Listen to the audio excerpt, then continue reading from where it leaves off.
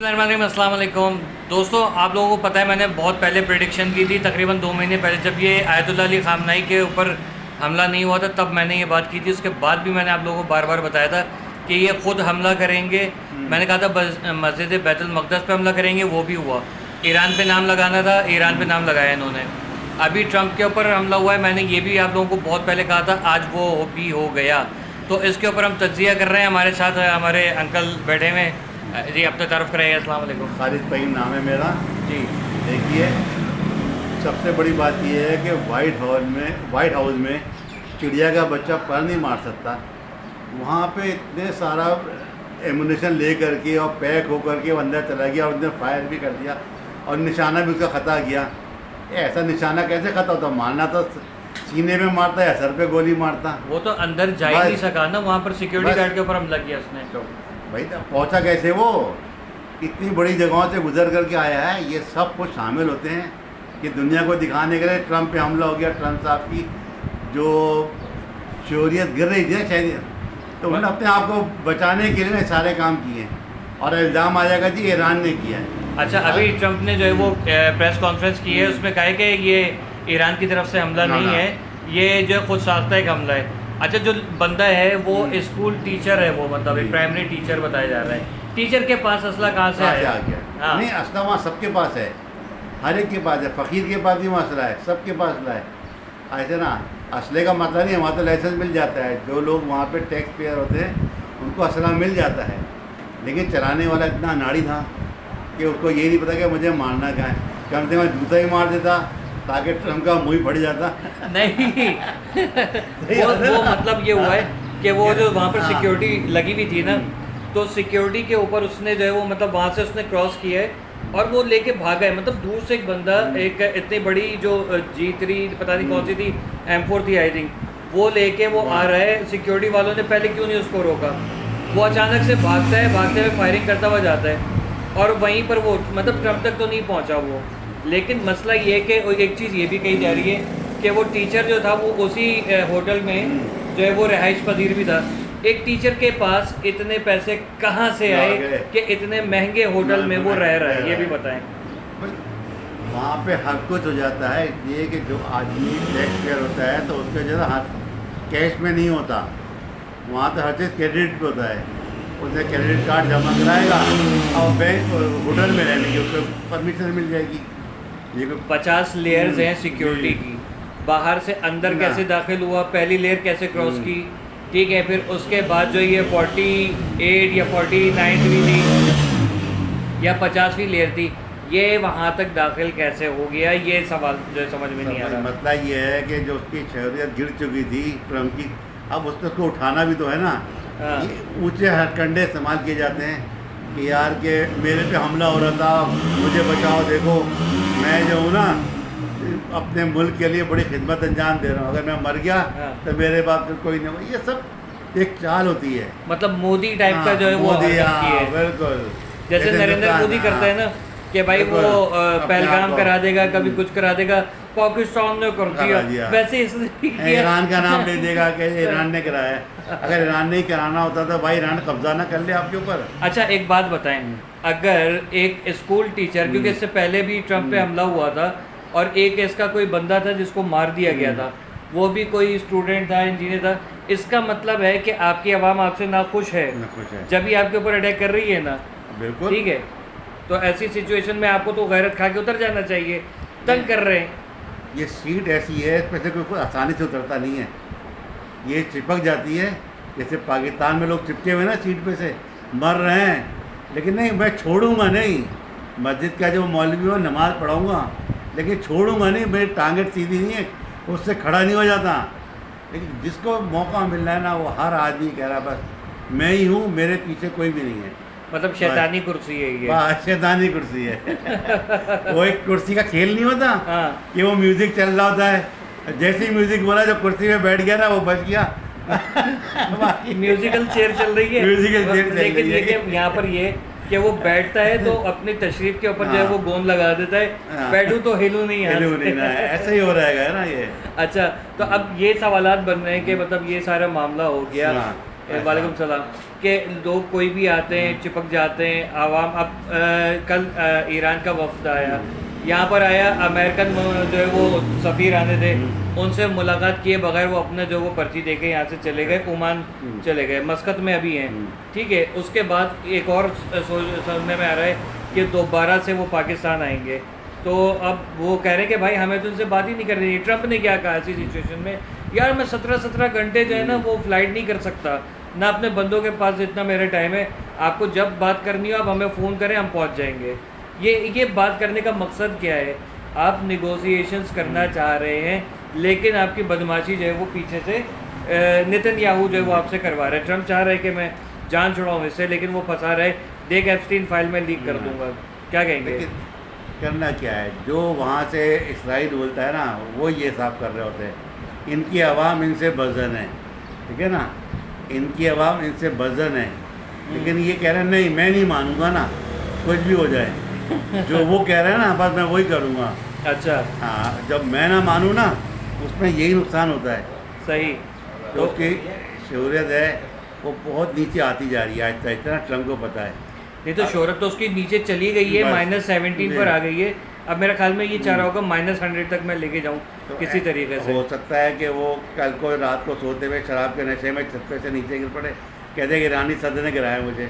वो तो बैठे बैठे वहीं पर सो जाता है ये भी है। अच्छा आप एक बात बताएं, इनका एक पॉलिसी है कि प्रेसिडेंट, वाइस प्रेसिडेंट और जो मुशीर हैं वो एक साथ एक जगह पे नहीं होते। ट्रंप होगा तो जेडी वेंस नहीं होगा, जेडी वेंस होगा तो ट्रंप नहीं होगा, लेकिन यहाँ सब लोग मौजूद थे। ये एक प्री प्लान अटैक था, बिल्कुल था, ठीक है, ये प्री प्लान अटैक था। अंकल जैसे कह रहे हैं ना ट्रंप की शोहरत जो है वो ख़त्म हो रही थी, तो उसने ये अटैक करवाया कि लोग मुझ पे, कि जैसे उसने पहले करवाया था, कान पे से जो है वो लग के चली गई। अबे अच्छा आज ये भी एक प्रेडिक्शन थी कि 26 अप्रैल को जो है वो ट्रंप मर जाएगा, ये भी एक वो बात हो रही थी। तो वो उससे पहले भी हुआ था, फिर ये भी हुआ, लेकिन दोनों में बच गया। देखिए मैं एक बात बताऊं, मरना जो है ना वो कोई वो नहीं है, आसान मौत है वो। सज़ा बेसिकली जो है आपने जो है वो क्या कहते हैं कि दुनिया को इस वक्त जो है वो बड़े ख़तरनाक दोराहे पे लाके खड़ा कर दिया है, जिसकी वजह से पूरी दुनिया सफ़र कर रही है। अपनी ज़िद, अपनी हट धर्मी की वजह से दुनिया भर के उसने जो है वो क्या कहते हैं कि तंग करके रखा हुआ है। तो ऐसे बंदे को मारने का मतलब कोई जवाब नहीं बनता, बल्कि इसका कानूनी ट्रायल होना चाहिए, ठीक है, होना चाहिए। ऐसे लोगों को जो है ना सज़ा ज़रूर मिलनी चाहिए, और वहाँ की अपनी आवाम दे, दूसरी दुनिया के लोग क्यों दें उनको। वहाँ की आवाम समझदार है, उनके यहाँ तो जमहूरियत हमसे ज़्यादा है, वो तो हर काम में जमहूरियत है, कौन जमहूरियत है, बस उनके यहाँ तो है ना जमहूरियत। वो तो यही कहते हैं ना कि हम दूसरे मुल्कों को कहते हैं कि अपने मुल्क में जमहूरियत लाओ, भाई आपके अपने मुल्क में जमहूरियत है, बच्चा जमहूरा है। भाई देखें आप एक बात बताएं, अगर इनको पसंद नहीं आता है तो ये क्या कहते हैं कि उसको इराक में घुस के जो है वो सद्दाम हुसैन को मार देते हैं, लीबिया में कज़ाफ़ी को मार देते हैं, फ़लस्तीन में जो है वो क्या नाम था फ़लस्तीन के, यासिर अराफ़ात, उसको जो है वो मार देते हैं, ठीक है। वेनेज़ुएला में घुस के उधर के सदर को उठा लेते हैं। तो यूनाइटेड नेशन इनको नहीं उठा सकती, मिस्टर ट्रंप, डोनाल्ड डक को, वो नहीं उठा सकती, पदौड़े शाह नहीं। उसकी वजह ये है कि जो हराम खाने वाले होते हैं ना, यूनाइटेड नेशन ये हराम खाती है, तो वो ये हराम खोर होते हैं, ये हमेशा उनके नीचे ही रहेंगे ना। जैसे वो बोलेंगे ना, जैसे वो बोलेगा ना ट्रम्प ना, वो वैसे ही बोलेंगे। वो अच्छा। वो दिन वो बोलेगा ना ट्रम्प का भाई ये रात हो रही है, तो वो भी कहेंगे रात हो रही है, अभी आसमान पे से तारे ना आ जाएंगे उनको। तो ये वो लोग हैं, सो जाओ सो जाओ। बताओ यार, वो बहुत 12 दिन उन्होंने अजीब हरकत की है। और डोनाल्ड ट्रंप जो है वो मेरे ख्याल में एक फ्लॉप तरीन जो है अमेरिका का, जो बाइडेन से भी ज़्यादा जो है फ्लॉप तरीन इंसान है, क्योंकि जो बाइडेन भी ऐसे ही था कि उसको जो है वो कहते थे कि कनाडा का प्रेसिडेंट इधर खड़ा है, दूसरी जगह पे जाके खड़ा हो जाता था उधर मुंह करके। वही ट्रंप का भी हाल हुआ हुआ है।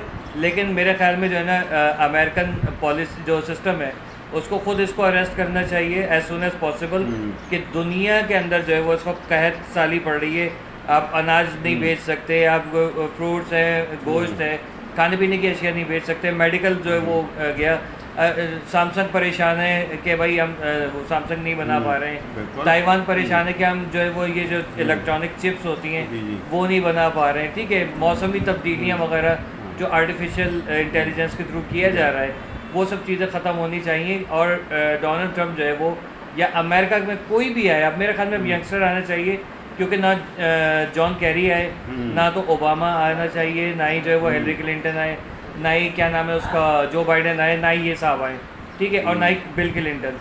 कोई नया बंदा आए जो जिसको पता हो कि हाँ इंसानियत क्या होती है।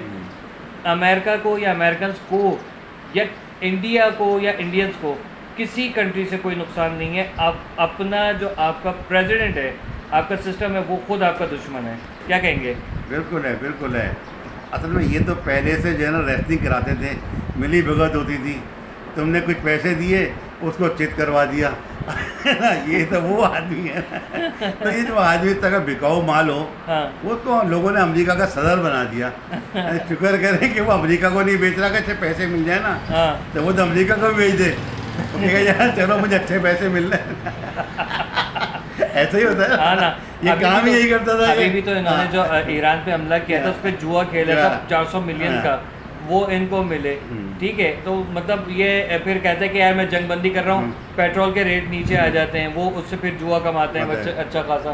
तो मकसद ये कि ये जुए के ऊपर अमेरिका चल रहा है, और अमेरिकन पॉलिसी जो है, एक ग्रेटेस्ट नेशन जो है इस वक्त जो है वो डमेस्ट नेशन बन गई है, सिर्फ और सिर्फ ये इनके पॉलिटिशियंस की वजह से, ठीक है। तमाम अरब कंट्रीज अमेरिका में जो रखते हैं असासे माल रखवाए हुए हैं बैंकों में और दूसरी जगहों के ऊपर, ये निकाल लें तो 2 दिन के बाद अमेरिका जो है ना कैश साली में वो खुद ही मर जाएगा, उनके पास रेवेन्यू भी नहीं होगा, अपना मुल्क चलाने के लिए पैसे भी नहीं। ये हमारे मुसलमान हैं जो गद्दार हैं, जो अपने पैसे जो है ना इनके पास जमा कराते हैं, यही किसी गरीब मुल्कों के अंदर जमा करा दें ताकि रेवेन्यू से वो लोग आप ना लो उनसे, गरीब को फ़ायदा हो जाए। नहीं तो गरीब मुल्कों को अगर वो पैसे दे देंगे तो सोने चांदी हीरे जवाहरात मोती के कमोड कैसे बनेंगे उनके?